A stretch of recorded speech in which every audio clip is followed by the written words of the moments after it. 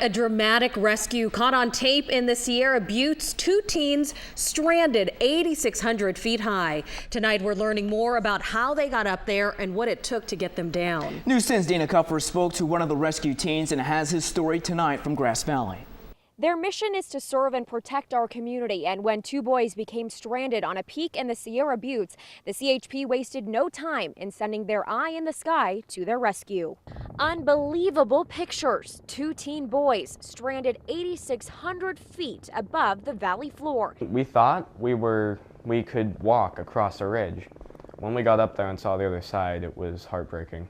That's when we realized we were in trouble.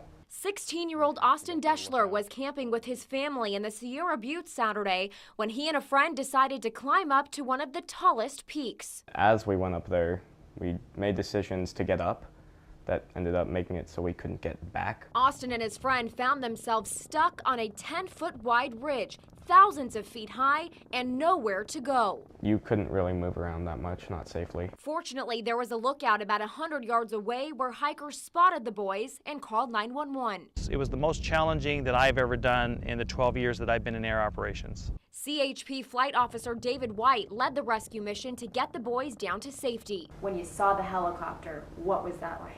It was relief.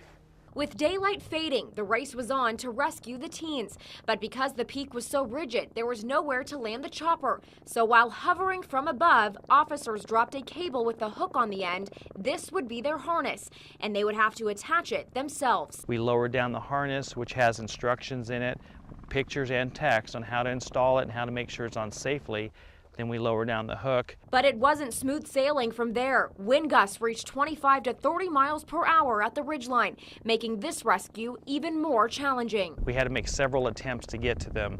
We lowered the hook a couple of times, but the wind would blow us out of our position and we'd have to go back around and try it again. That was terrifying.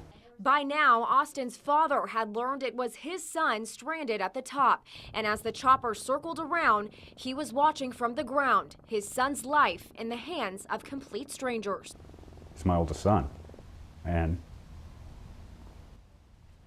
that doesn't come back, right? I mean, you don't recover from something like that. Nearly 4 hours after being stuck on the peak, the teens were rescued. And on this Father's Day, after an exhausting weekend, this father and son are thankful to be together. Just really grateful for that other guy, right, that probably has kids too. He's out there on the eve of Father's Day taking care of my boy. I want to thank them because that was really dangerous, risking their lives to save us. In Grass Valley, Dina Kupfer, News 10.